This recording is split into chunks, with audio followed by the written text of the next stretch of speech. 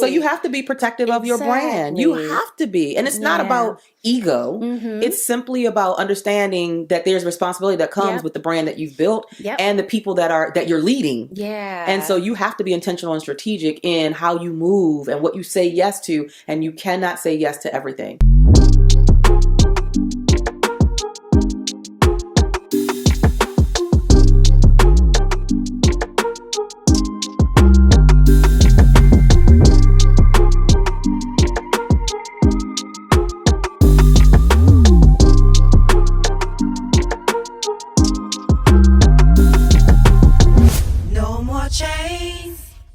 Holding me.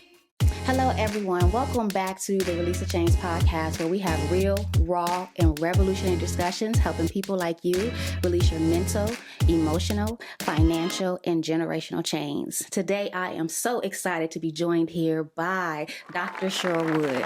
I am very familiar with her. We've worked together in the past, and I've just been watching her soar. But let me give you a little bit of information about her before she introduces herself. So, Dr. Cheryl Wood is an international empowerment speaker, TEDx speaker, 16 times best-selling author, okay, and executive speaker, development coach for women. She specializes in equipping women with the tools to unleash the power of their voice, transform lives with their story, and monetize their subject matter expertise.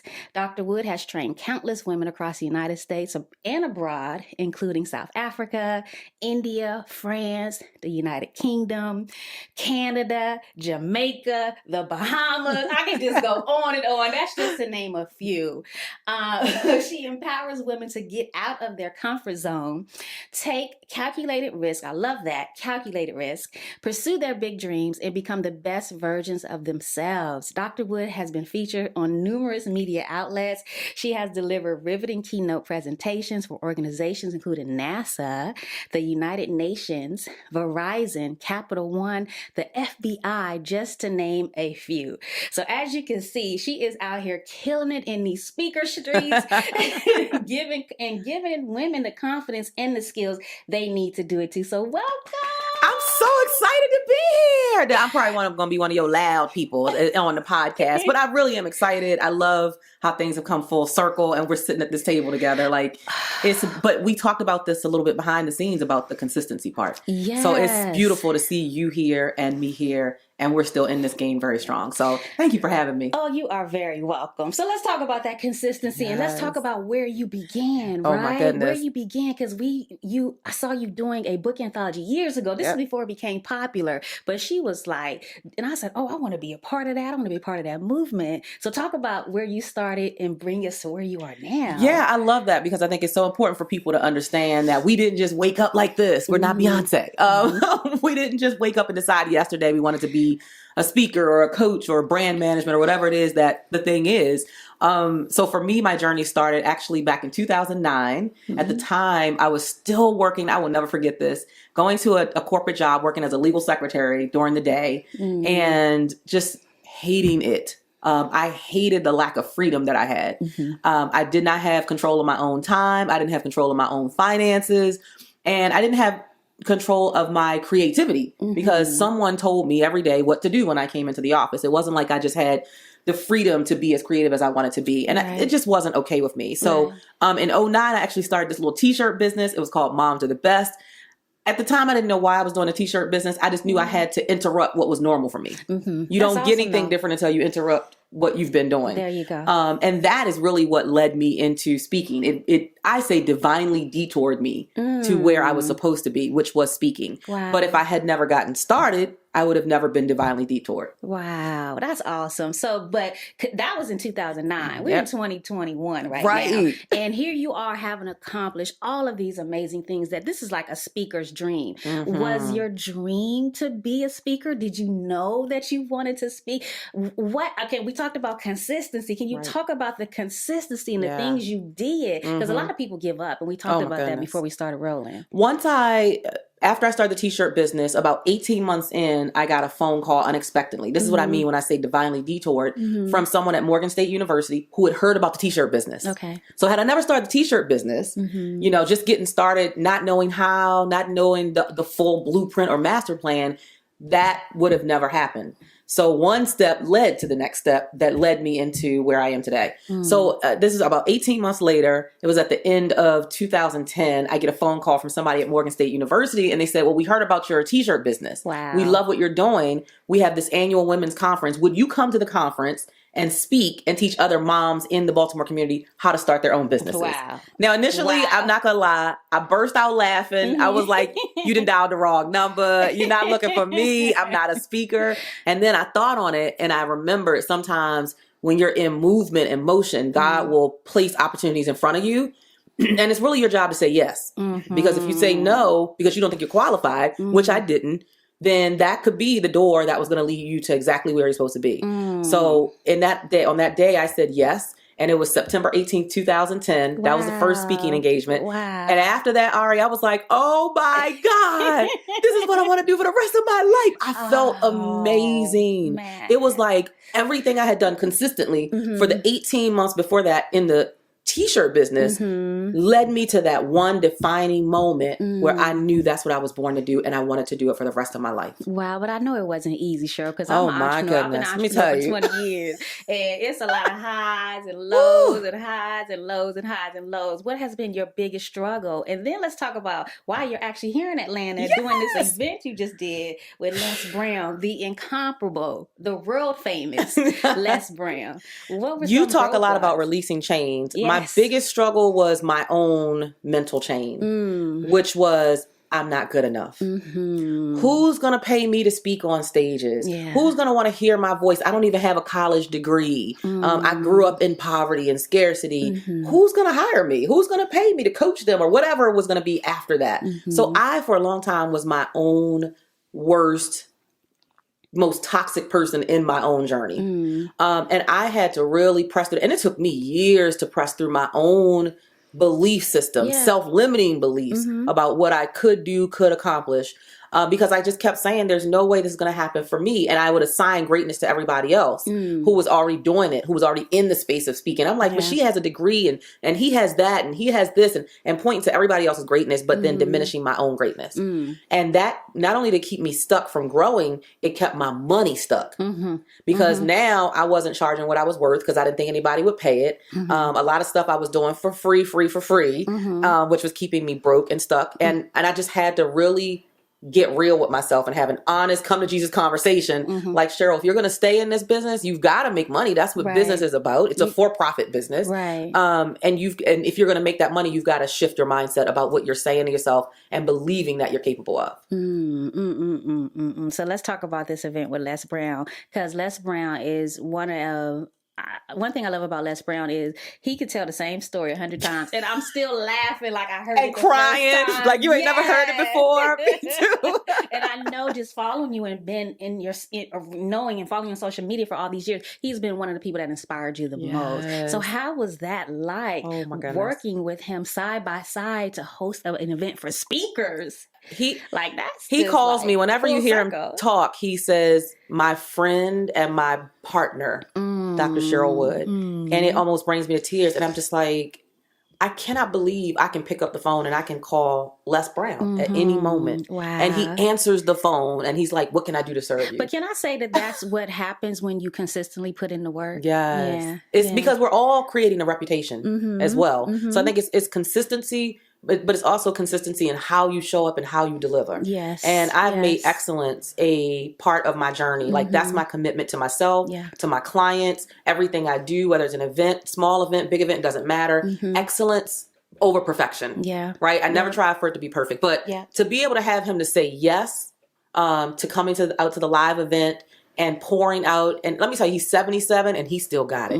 He is the GOAT of all GOATs in the speaker industry. And I just sit in awe. Like, this man is phenomenal. And for God to make that, again, another divine connection that was divinely orchestrated is just, it's a blessing, but it's also it's almost like a challenge within myself. Like, okay, we did this. Now what's next? Like now I'm like, okay, if that happened, and that's the beautiful thing about being consistent. When you get results because of your consistency, it builds confidence. Yeah. And then you're looking for the next thing. If I could do that, and I've partnered with Lisa Nichols and now I've partnered with Les Brown. Okay, what else is there, God? I'm ready. Use me. And that's the beautiful thing about staying consistent. You get blessed like this, but also it builds the confidence for you to go out and do even greater things. That's amazing. You're just attracted to you attract the opportunities because you stepped outside of your comfort zone. So I know you used to talk about a lot. I haven't heard you talk about it lately, but about being fearless. Yeah. But then you hear people saying,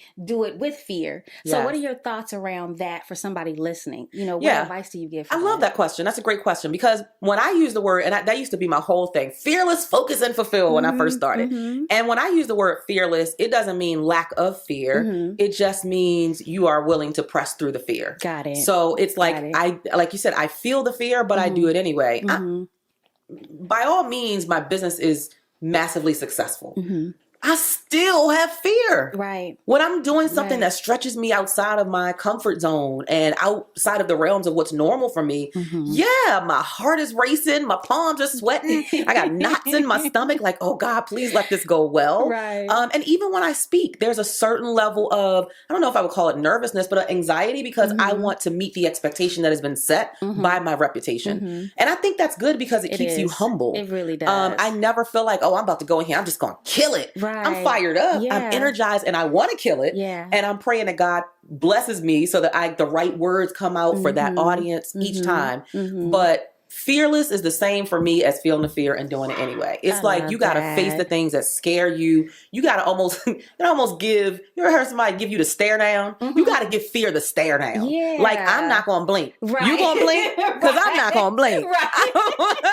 Yeah, I'm nervous, but I'm doing this thing anyway. And that's how I approach everything in my business. Like, man, I'm terrified, but I'm doing this thing. Anyway. And especially, and I know we'll talk about this, that comes especially in the terms of investing in myself. That can be scary. You know what? But both things, right? Because this podcast is really geared around helping people release their mental. And you talked about those mental chains. And I'm sure you had to do some work. And we're going to talk about that, personal development. But also our story and our voice. Do you feel like generationally for Black women in particular, that there's something that happened to us down the line to cause us to be fearful to use our voice? Oh, absolutely. Yeah. Ironically, my TEDx talk was about an angry Black woman. And just think about the concept of that.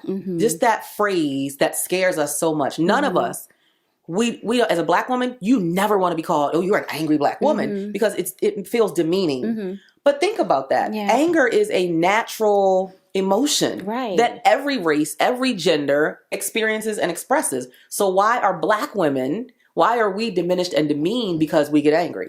So it's like, yes, there is a history of, I feel, society causing Black women to suppress what we feel and our natural emotions and our stories. And for some reason, they just want us to be quiet. And especially if you got a little attitude with it. Well, other people have attitude when they angry or they expressing themselves. So why is it so bad when it comes to Black women? So I think that is something that has culturally and societally has been passed down, that as Black women, we should be quiet because we don't want to be labeled certain labels.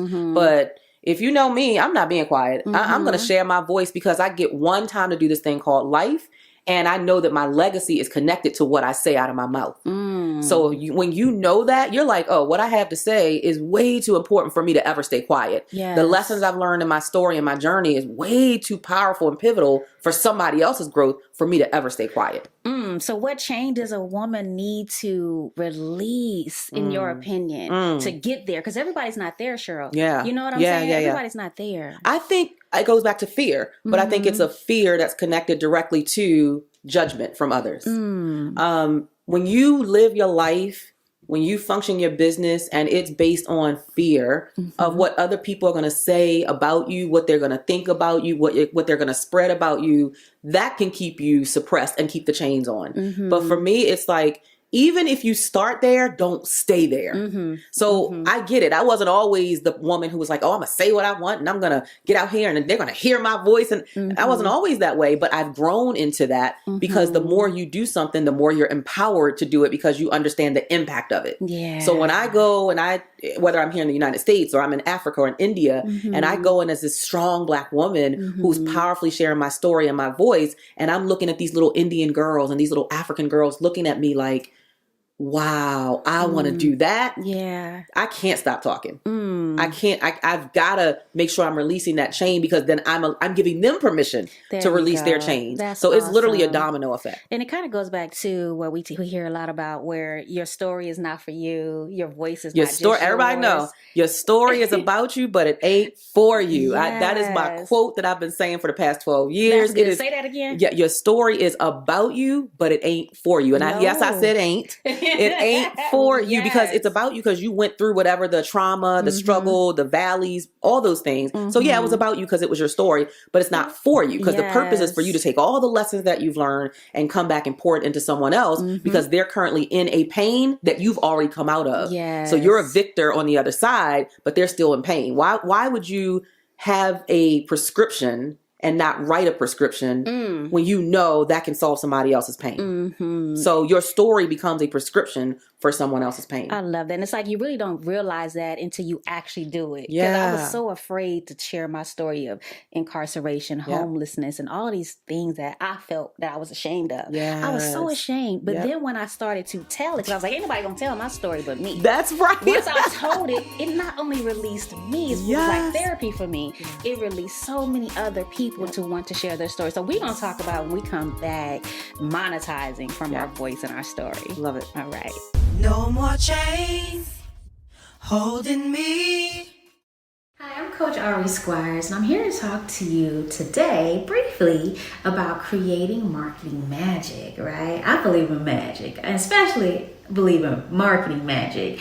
As a business coach, a brand manager, I help my clients increase their brand awareness and increase their profits through strategic business coaching and brand management. So I manage brands and I help them, build their equity, get booked for speaking engagements and all kinds, sell their courses and all these different things that a lot of people just don't have the time to do. So marketing magic is like crucial. And so there's so many different ways to create this magic. It's all about client attraction and saying the right things and positioning yourself in the right places and, doing all the right things online and offline. But a part of creating marketing magic is really making sure that your brand... Wait, stop. I'm not going to give it to you all right here, but you can get your top 10 marketing mistakes and how to create marketing magic. And I'm going to throw in a bonus brand checklist all for free. All you have to do is text brand to 202-410-0438. Go ahead and get your free brand equity building products today. No more chains holding me. So we talk about monetizing because that's what you have been able to do. Create financial success for you and your family, traveling all over the world, taking your family all over the world. I love that. My son don't want to go, but I'm going to make him teenagers. go. Like we won't have teenage sons. Yeah, I'm going to make him go because he has to experience life. And so with your business, you've been able to do that. That's why I say, it's not always about money, but it is about money because you're able to create different experiences. And I told my husband last night, it's about memory. He's like, where do you want to go? I was like, it doesn't matter. Let's just create memories. And sometimes money allows you to expand your memories and your opportunities and your experiences. So I love that you're taking your family. So you talked earlier about having that mindset of, I need to get paid for this. A lot of people are speaking for free. What are the steps? Really break this down, Cheryl. I know that you teach this, but break it down. What are the steps to get paid as a speaker to share your story in your voice? Yeah, I love that. So number one is to shift the language. So you're never speaking for free. So I want you to, don't ever say that again, anybody who's speaking. You agree to waive your fee. You You always have a speaker fee. So if you waive it, that's a choice, but you're going to negotiate on the other side of that. What are other deliverables that I can gain as value for what I'm coming to deliver to this audience? Okay. And a part of that can be monetary. So for instance, if someone says, well, we want you to speak for our conference, but we don't have a budget, it's not going to automatically be a no for me because I can still look at that and say, okay, I don't care who I get the check from. I can get the check from the organization, or I can get the check from the people at the organization who's in that audience. Yep. So for me, it's about looking at the bigger picture, asking the right questions. Who's going to be here in the audience? Are they really my tribe, my people, my avatar that I'm looking for? And if so, then I want to say yes to that, because if I'm going to sell something from the front of the room, then I want to have a high percentage of conversion in that audience. But if that audience is really not my audience, it doesn't make sense really for me to say yes, because I'm not going to convert much of the audience. Yeah. So I think it's just, number one, not referencing yourself as free. Number two, being very clear on what your speaker fee is. A lot of speakers cannot articulate a speaker fee because they haven't set a speaker fee.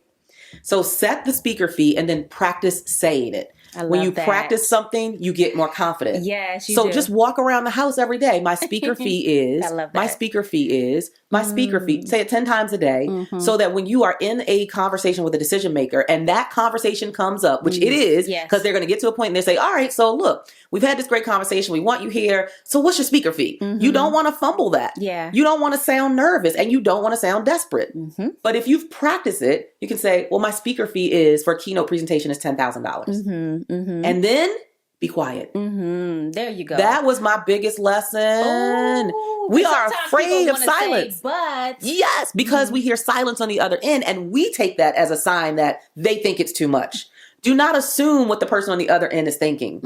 Assume, if you're going to assume that they're like, oh, wow, that's all. So shift that. Exactly. So just be that okay. happens too. Yes. That happens too. Just recently, I had someone reach out to me in Macon to come and speak to their women's conference. Going to be 200 women there. Yes. And, she's my chef. And so, I gave her a little discount. She was like, oh, no, Ari, we already had a budget set for you. This is what we're going to pay you. I was like, okay, send in the invoice now. Exactly. Exactly. So we always get into that little funk. But go ahead. What's so the don't next make step? assumptions. Don't make assumptions. Just know what your fee is, stick to your fee, state it confidently, and be okay with silence. And one of two things typically is going to happen. The person's going to come back and say, okay, great, that's in our budget. Or they're going to say, well, unfortunately, we don't have that in our budget. And now negotiation starts. There you go. And then your question becomes, because now you're putting the ball back in their park. Okay, well, tell me, what is your budget for a speaker for this event? And then you get to decide, are you going to move forward with whatever budget they've stated? Or are you going to end that and say, well, unfortunately, I wouldn't be able to accept that at that rate. Right. But even that, you could still earn money from that. You can still monetize, which is why I tell speakers, make sure you're connected with other speakers. So let's say a company reaches out to me. My fee is $15,000 for a keynote. They don't have 15. Okay, well, what do you have? Oh, we only have $500. Well, unfortunately, I won't be able to do that. But I have an amazing group of speakers. I'm sure I can find someone who would be able to do that. Now, I can then go reach out to my speakers, my speaker friends, and say, hey, I have this opportunity to whoever's qualified for it. And I can get a 25% finder's fee on that. So I'm still monetizing it because I refer, because if you were to go to a speakers bureau, you'd pay that. That's true. So why not keep a circle of friends who are speakers and know what their expertise is. And when those opportunities come in, that is not within your frame of what your frame of what you're willing to accept, you can pass it on. I love that. Yeah. And so this is the thing I want to mention too, where stand in your power, in your position, because they would not have reached out to you if you were not qualified. Absolutely. If they did not want. You always tell people that they reached out to you to speak at their event. That means they saw value in you. Absolutely. So therefore, stand in your value, stand in your brand, stand in your positioning. And I love that. Say it and shut up. Yes. Just shut up. And I realize that sometimes, just because when someone reaches out, yes, they see value in you, they want you, but that doesn't mean it's always going to work out. When you go to a job interview, you don't get every job. That's true. So it's okay. But you know that they value you enough that you're on their radar. And maybe next year they will have the budget to be able to afford you. There you go. Trust me. And that's okay. It's okay. Even as both of us, I'm sure, as clients of people that we wanted to hire as coaches, I couldn't always afford to hire Lisa Nichols. She didn't say, well, let me work within your budget. Right. She said, okay, well, this is the fee. When you get it, come on back. Yeah. So treat your Right. speaker business the same way. same way. It's okay to say no, not at this time. I can't accept that. Yeah. But maybe we'll be able to work together in the future. I love that. And don't come off as desperate, y'all. Come Yes. on now. Come on. Stand in your brand. I call it brand equity. So how do you feel about the pay to play when it comes to the speaker stage, right? There's some people like, I would never pay to speak on a stage. I'm like, no, hold on. If Tony Robbins has an opportunity, because see, you're getting in front of their audience, but then there's like some stages I'm not paying. I wouldn't pay a penny, to get on. So how do you feel about paying? I to play love that you asked that question because I used to hate that. I will never forget when that first started becoming like a brand model, if you will. I was like, what? Who pays to speak? I hated it. But here's what I've learned in business.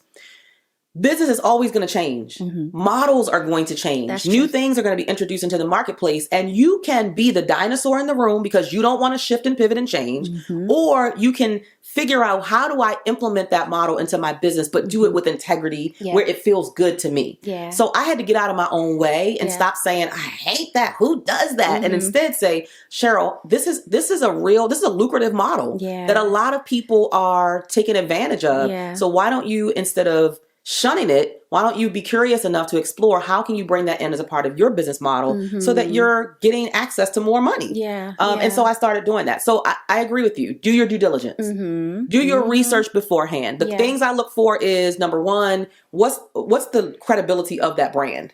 How long has that brand been around? Are they going to really get me in front of the amount of people that they say? Or is that just kind of a pipe, hope and a dream? Like, oh yeah, I'm going to have 5,000 people there. Girl, you had 5 people there. Right. So I'm doing my due diligence. I'm asking the right questions. Is this the first time that you've hosted the event? If not, how many people were at your last event? What's the price point that people are paying to be a part of this event? Because that gives me insight into their mindset, of the audience and what they're willing to invest in their own development and growth.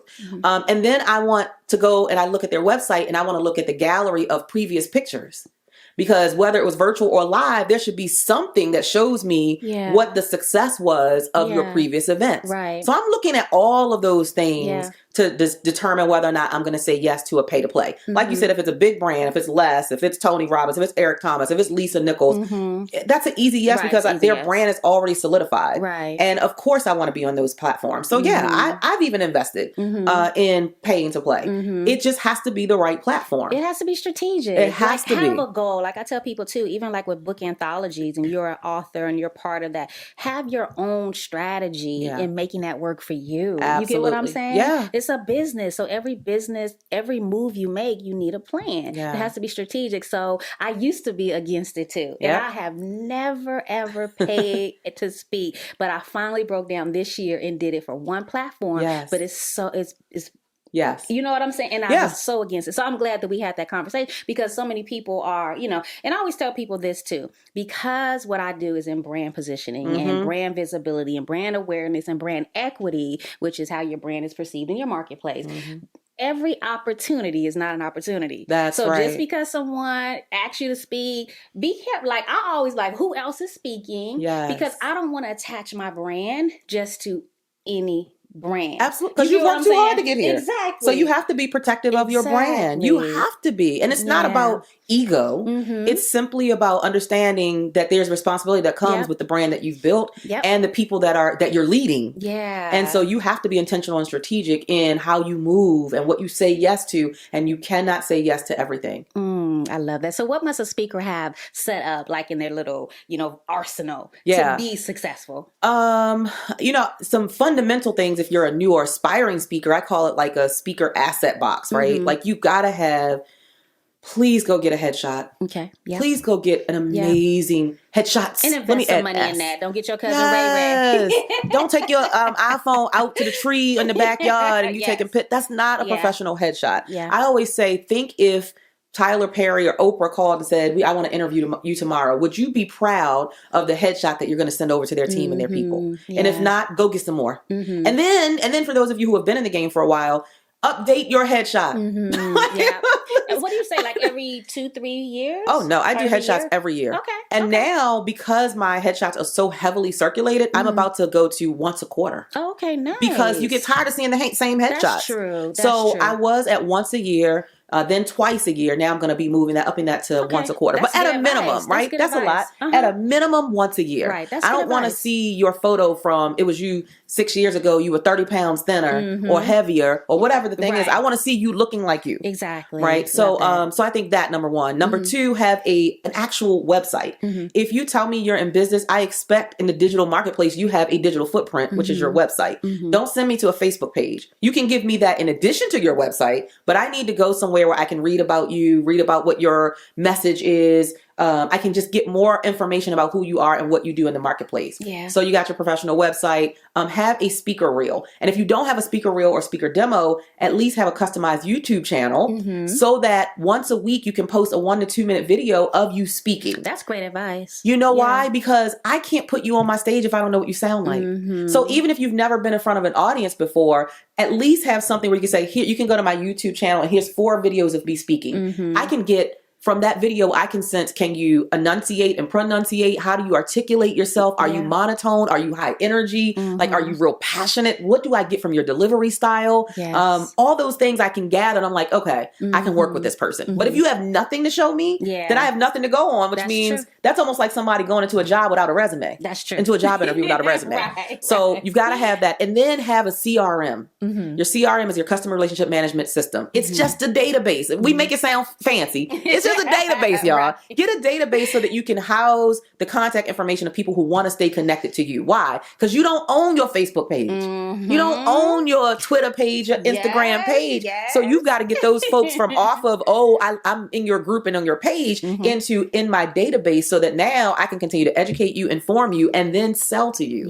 Right? So in that order, I educate, inform, and then I offer you opportunities. So I would say at a minimum, those things are like required. I love that. I love that. And then, so now I know I hear about a media kit and a speaker one sheet and all these things are so valuable. What should at least give me one good thing that they should have on their speaker sheet that is mandatory? That's going to help them get the job. Because somebody can tell you what to put on there, but you know what's going to help get the job. We got an expert in the building. You hear me? Yeah. I mean, of course, your bio and all that stuff is going to be on there, but I can read your bio on your website. Right. So I would say at least 2 strong recommendations, 2 strong, solid testimonials. And the testimonial, here's the thing. It doesn't have to be that you came on some big stage and spoke. It could be that you came on somebody's podcast. Guess what you're doing on a podcast? Speaking. It could be that you were a guest on a webinar and someone wrote this amazing testimonial about what their experience was from that podcast or that webinar. It could even be somebody who listened to it and you get a testimonial. You want to put that on your speaker one sheet. I got to hear Dr. Cheryl Wood speak on Release the Chains podcast. And oh my God, I was moved and I was inspired and it called me to action to do things I've never done before. That needs to go on your speaker sheet. At a minimum, 2 strong ones. So that that's the first thing really somebody's going to look at is not the bio. It's how does she make people feel? Or how does he make people feel? Maya Angelou said people will forget what you said and what you did, but they will never forget how you made them feel. And that leads to my next question. What makes a great story, Cheryl? It's not the story, it's how you share the story. Or in my world, I always say, don't tell the story, show the story. And showing the story is like, it's almost like if you have a sheet that's a coloring sheet, but it's not colored in. Okay, that's a story. But you can color your story in by the way that you share the story. So share names, share places. What was happening in the story? Was it raining? Was it cold outside? Were you sitting at the table sipping on coffee or tea? Anything that you can add to it that makes it come to life for the audience is what really pulls them in. Your job when you're sharing a story is to make the audience feel like they were there with you when it was happening. There you go. And when you do that, they're crying when you're crying. They're laughing when you're laughing. They're sitting in deep thought when you're in deep thought as you're sharing parts of the story. That's how you know you are a masterful storyteller. That's good. Well, we're going to take another break and then I want to come back and talk about monetizing your story, number 1, personal development, and then something else. All right, you guys, make sure you come back. No more chains holding me. Hey, you guys, Ari Squires here. I cannot tell you how much I appreciate you for tuning in to this Release a Change podcast. It touches my heart. It touches my spirit because I am doing this for you. I am here to elevate our people so that we continue this journey of releasing our mental, emotional, financial, and generational change. So I encourage you to subscribe, to like, to comment, share with me what's going on with you as you're listening to the Release a Change podcast. I appreciate you. I'll see you soon. Peace. No more chains holding me. Okay, you guys. So we are back with Dr. Cheryl Wood, international speaker, expert, speaker, coach, and trainer. And you also teach leadership. Is that correct? Absolutely. So tell us about what you do to help women speak. And is it only women? Because, we have that women.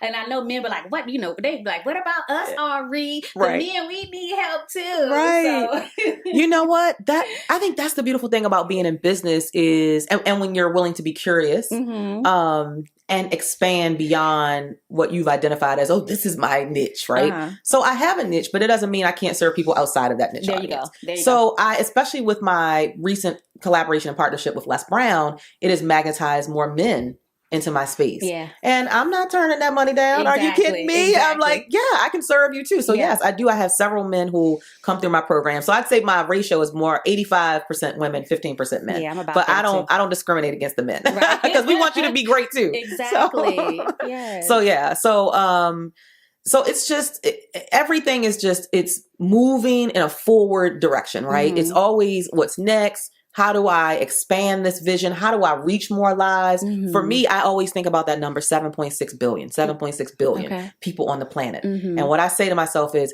how many millions have you impacted, Cheryl? That's good, Cheryl. And that wakes me up. It gets me up when I'm tired. I'm like, girl, you got work to do. Yeah. You haven't touched millions of lives yet. You got work to do. And it just gives me this energy in my spirit. So whether I'm doing leadership or whether I'm doing speaking, whether it's for men or whether it's for women, it's a sense of urgency in my spirit about making my voice matter and making it count. So what are you doing to help people do the same thing in their speaker? Like, what are you helping them? Like, this is where they are and where they want to be. Explain So there's some courses and programs that I have, and I basically walk them through. I'd say the main thing I see speakers struggle with is confidence. That amazes me. And I don't know why, because when I started, I wasn't as confident either, but confidence is huge. I could give an amazing 60-minute speech and people will come crying like, I need to be more confident. I'm like, that's what you took out of that 60-minute speech.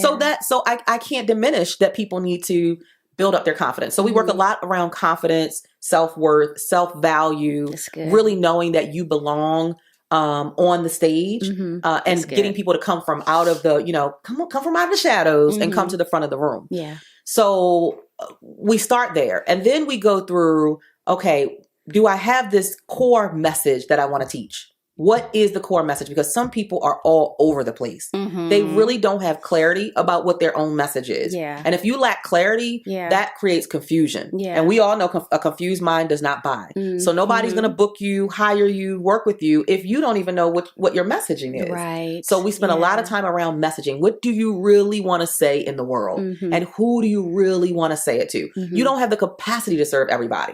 That's the reality. If so, you and I wouldn't have jobs because Lisa, Les, and Eric Thomas, they would be taking all the money, right? But they don't have the capacity to serve everybody. True. So everyone's voice is needed. So we go there. And then we move into, after clarity, we move into a space of visibility. How do we get you more visibility for the core message that you have? Get you in front of more people. Are you doing your social media? Are you doing your Instagram lives and your Facebook streaming and all those things? Or are you showing up every once in a blue moon? Yeah. And you expect people to still be tuned in. That's almost like having a TV show and it comes on once every 3 months. I mean, come on now. I'm not following that. But if I know your TV show comes on every Monday at 8 p.m., I'm looking forward to it. I'm anticipating it. Right. You want there to be some anticipation because you are visible and you're showing up to give people what they're yearning for. Yes. And then we move out of visibility and we move into teaching people authenticity and transparency, which is the storytelling piece. Because I tell people this, you've got to share your mess and your success. You can't choose to share one or the other. I'm sorry. Which is why I love you, because you share authentically your story. And if I only come onto a stage or a platform or a webinar or a podcast and tell you about the great parts of my life and my journey, that does nothing for the person who's sitting there in pain. Exactly. I don't just want to hear about your success. I want to hear about the struggle you went through to get here, because then that inspires me to know I can move through the struggle I'm in. And then we move into crafting the message. All right. We know what the message is. We're clear about it. But now how do we deliver it on stage? So what's the structure of my presentation? And it is a structure. I say to people, there's a difference between talking and speaking. And a lot of people get on stage and they just talk. And they're like, I'm just going to let the Lord move me. Girl, give the Lord something to work with. Like plan, prepare, and practice before you take that stage. Have a structure for your presentation. And then we move into storytelling. And it's just one step at a time. And then I believe in getting people practice by putting them on stage. That's why I do the pay to play now. Because, okay, I can teach you all of this great content, and then you never have anywhere to execute it or share it. That just doesn't make sense. I want you to execute everything that you've learned and start practicing it. Because the more you practice it, the more confident you become. And the better you will also become. So I have 7 steps to release the chains. I'm going to read them over here because I always write them on my little whiteboard. So these are steps. And really, they're not steps, they're processes. So they can happen at any time in your life, right? So think about your ideal person, your ideal client, and tell me a little bit about where she is right now in her process and which of these processes does she need to work through and why. She's struggling to share her voice. She's struggling to be paid as a speaker. She's struggling to scale her business. She's struggling in her business, and maybe it's something going on in her life. You tell me. Okay. So the first step is listening. The second step is peeling. The third process, I'm going to say process. The third process is detaching. The fourth process is forgiving. The next one is trusting, then healing, and then evolving. Where do you believe she's at when she comes to you, and what does she need to, what process? Yeah, I love those 7 processes. I would say for my people, detaching. Really detaching from an old, outdated mindset that I'm not enough, I'm not qualified, I'm not this, I'm not that, nobody's going to listen to me, everybody else is great except me. Really detaching from that mindset, and detaching from what I had to detach from, which was this mindset of scarcity as it related to money. Because you do not have to be a product of your past. You don't have to be a product of what you come from. So just because I grew up in scarcity and was for a long time addicted to financial struggle doesn't mean that I have to stay there. But I have to go through the process of detaching from everything, all the money conversations that I learned as a young girl growing up. Like I would watch my mom rob Peter to pay Paul and be proud of it though. Yes, I was able to pay a little bit there and a little bit there, and we kept the lights on. And so then I had taken on that same mentality and money conversation of, I'm going to stretch these dollars. I don't want to stretch no dollars. I want to live very well. That's a generational change. Yes. That's a generational change. I want to live well. If I serve well, I should live well. Absolutely. If I serve a God of abundance, I should have a life of abundance. Absolutely. And that was something I personally had to detach from. And I find that a lot of women who are in my community and that I magnetize, that detaching piece is huge. I know. I'm telling you. Oh my God. I'm doing a whole documentary around detaching and ditching the victim mentality. Because we are attached to our story, our past. I was detached to the stuff I've been, because I was so ashamed and embarrassed about it. But it wasn't until I detached and got out of that victim mode of it all that my life began to, just open up. And when I think about detaching too, there's a young lady I'm connected to. Her name is Taria Vision Avant. I don't know if you know her. She's like she calls herself the queen of book profits. And she always talks about detaching as well from our own labor and learning how to hire and build team and outsource and stop feeling like you have to do it all on your own. That is huge, especially in the African American community. Because we're used, especially Black women, we naturally hold a lot on our shoulder. We want to be super women. But that's like really huge. detaching from that. Oh, I'm a one woman show and I got this and I can do it all. No, you can't. You cannot. You are only going to grow so far. You won't be able to do it in excellency. Absolutely. And you will run yourself ragged. it can cause health and eating disorders and stress and be detrimental and it to your can rob you relationships. of your peace Yeah. in this thing that you say you're born to do. I don't want to find the thing that God said I'm supposed to do, I'm born to do, and then I don't have no peace. Yeah. No, I want to have peace of mind, Yes, honey. peace in my state, peace of in my energy. Like, I just want to be peaceful because I have other talented people who are on board to do what they do and let me do what I do. Yeah. I'm going to play in my lane of brilliance. Right. You play in your lane. You play in your lane. And whoa, that's going to be juicy. Yes.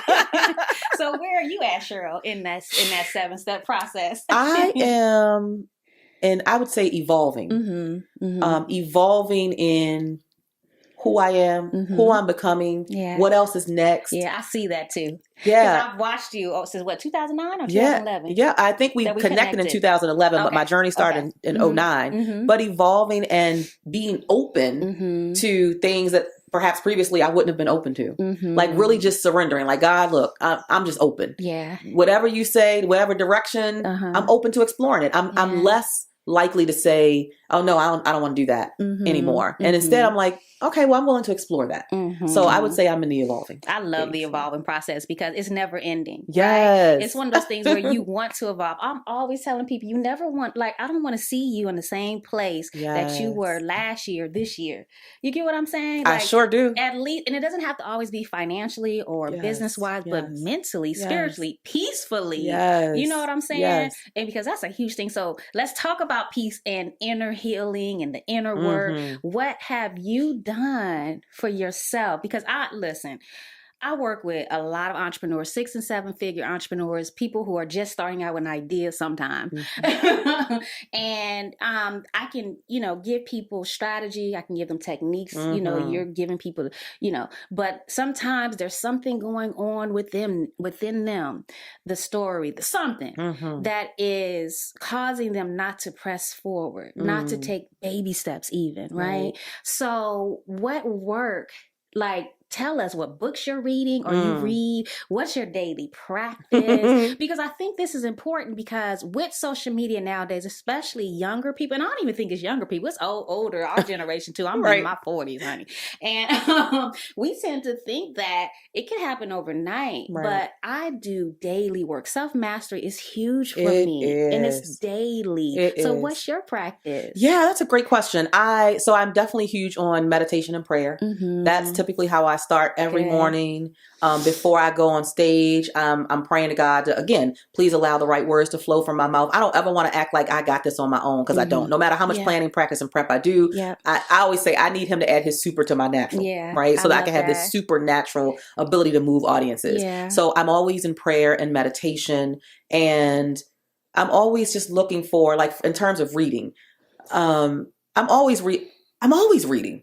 When I tell you I should have stock in Amazon because I have so many books that I read and and I don't always read the whole book.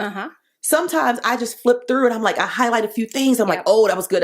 I needed that. Okay. Well, if I'm a table of contents kind of person. Yes. If I'm flying somewhere, like I'm going to be in St. Martin next week, I know I'm going to be on the plane for 6 hours. I might be in the airport and I'll see a book and I'm like, okay, I've never heard of this. And it has that title that just speaks to me. I grab the book. So I don't always go looking for it. Sometimes I feel like it finds me. There you go. But because I'm always in search of better. There you go. So I'm just huge on whatever speaks to me in terms of books. If I'm in a bookstore, if I'm on Amazon buying something else and somebody's recommended a book. The other day, I can't remember the exact name of the book, but I'll go back and ask him the name of a book. If he recommends it, I'll go purchase it. If I do somebody's webinar and they recommend a book, I'll go purchase it. I may have never heard of the author before, but I'm open. I'm open to growing, always growing, always evolving. So for me, meditation, prayer, how I talk to myself.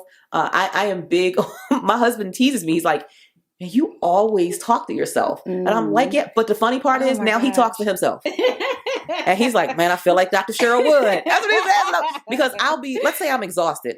Before I came here to Atlanta, I just left California. Before that, I was just in Chattanooga, Tennessee doing a speaking engagement. I mean, it has been back to back to back. Sorry. And now I'm prepping for this next one in St. Martin. And sometimes the body physically gets weary. And I'm like, come on, Cheryl, you got this. You prayed for this. You're born for this. Like, you got this. You can do this. Come on, let's do it. Let's do it. I'm snapping my fingers. I'm getting my energy up. I'm moving my body. Girl, you sound like me. Right. Girl. Like, because you have an assignment placed on your life. Yeah. I am on divine assignment. There is no question about it. And I will fulfill my divine assignment for as long as I have life and breath in my body. So just affirmations, reminding myself, if there's something I see that inspires me, somebody's playing like really, really big. Like, there's right now a coach who is playing so freaking massively big. And I look at her stuff, and I don't look at a lot of people's stuff, but I look at the big vision, and I'm like, that's where I'm coming. Yeah. I'm going to do that. I'm going to sell out a whole ballroom, and I'm going to this, and I'm going to that. And it excites me. Yeah. I don't get jealous. I don't get envious. I don't compare or compete.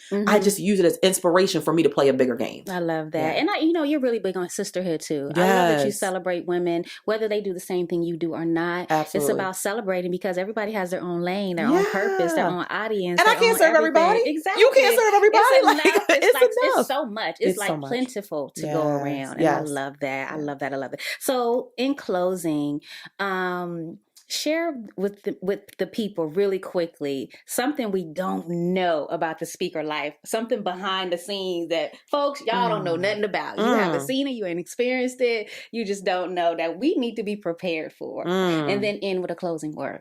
Okay, so I will say, this has happened to me several times. You will be hired to speak for, let's say, 60 minutes. And you could get to an event, and the event is massively running behind, and your 60 minutes could be cut to 30 minutes. Yeah. You are not always guaranteed that what they tell you is what it's going to be. Oh, here's another one. I got to throw this one in.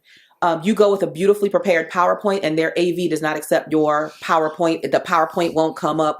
You've got to know your stuff so good that you can do it without that PowerPoint. That's good. It's not like, oh my God, I can't do it. Yeah. That happened to me. I was speaking as a opening keynoter for federally employed women for over 900 women, and the AV team could not pull up my PowerPoint. Guess what? I planned, I prepared, I prepped, I practiced, I knew my stuff. I was able to deliver that. I didn't sweat. I didn't stress. I just delivered. But you have to know your stuff well enough. Closing words in terms of speaking.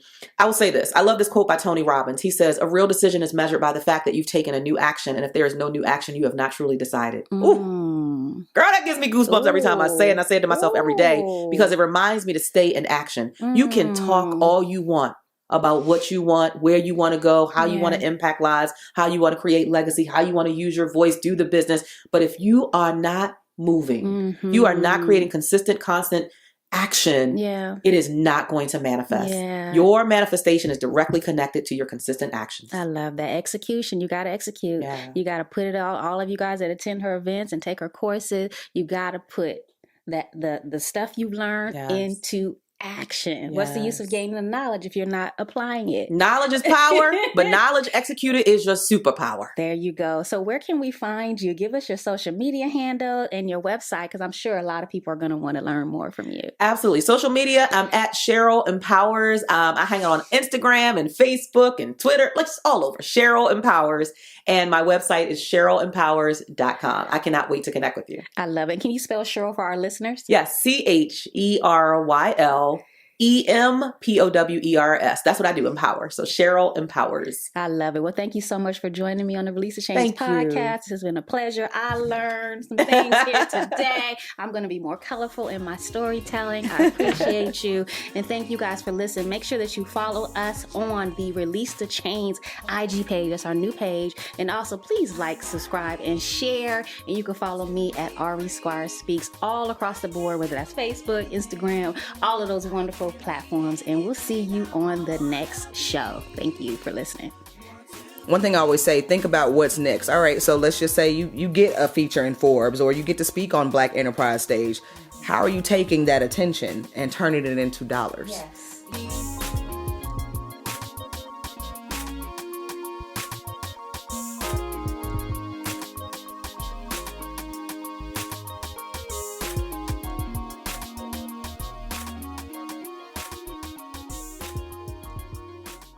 No more chains holding me.